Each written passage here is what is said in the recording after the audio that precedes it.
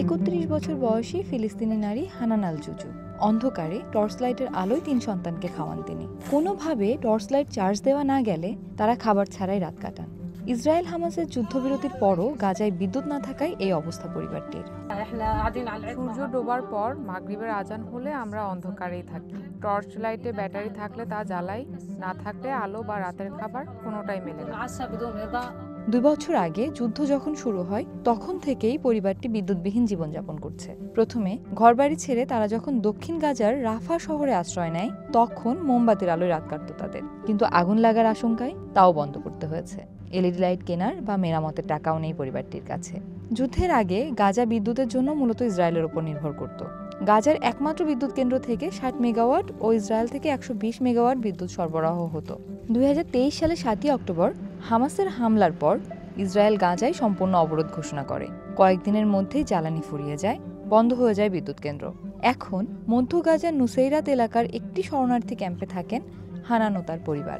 সূর্যাস্তের সঙ্গে সঙ্গে তাদের সব কাজ থেমে যায়। টর্চ লাইট চার্জ দিতে পারলে শিশুরা সেটির আলোয় পড়াশোনা করে। দৈনন্দিন প্রয়োজন মেটাতেই আমাদের কষ্ট হয়, বিদ্যুৎ তো দূরের কথা।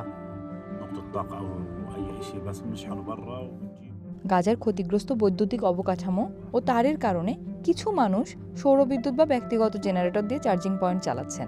মোহাম্মদ আলহোর পরিবার সৌরবিদ্যুতের এমনই একটি চার্জিং সেবা চালু করেছিল, কিন্তু এক ইসরায়েলি বিমান হামলায় তাদের বাড়ি ও চার্জিং পয়েন্ট ধ্বংস হয়ে যায়। বিস্ফোরণে তার ভাই নিহত হন বলে জানান ৩২ বছর বয়সী আলহোর। ইসরায়েলের তৎকালীন পররাষ্ট্রমন্ত্রী হিলি কোহেন চলতি বছরের মার্চে ঘোষণা দেন হামাসের বিরুদ্ধে শাস্তিমূলক ব্যবস্থা হিসেবে গাজায় বিদ্যুৎ বিক্রি বন্ধ রাখতে। তবে যুদ্ধবিরতির পরও গাজায় বিদ্যুৎ সরবরাহ পুনরায় চালু করা সহজ নয়। ইসরায়েলি হামলায় প্রায় ধ্বংসস্তূপে পরিণত এই উপত্যকায় অবকাঠামো পুনর্গঠন এখন বিশাল চ্যালেঞ্জ।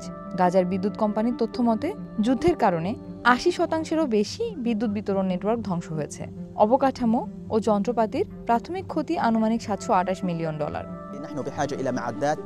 গত ২ বছরে গাজায় ১ ইউনিট বিদ্যুৎও পৌঁছায়নি। যুদ্ধের আগে আমাদের চাহিদা ছিল ৬০০ মেগাওয়াট। অন্যদিকে ইসরায়েলি সেনাবাহিনীর তত্ত্বাবধানে থাকা সংস্থা কোগার জানিয়েছে তারা যুদ্ধবিরতি চুক্তির আওতায় মানবিক সহায়তা ও জ্বালানি পরিবহনের অনুমতি দিচ্ছে। সংস্থাটি আরও জানিয়েছে ইসরায়েল থেকে কেলা পাওয়ার লাইন সংযুক্ত করে ২টি লবণমুক্তকরণ প্ল্যান্টকে সহায়তা করা হচ্ছে।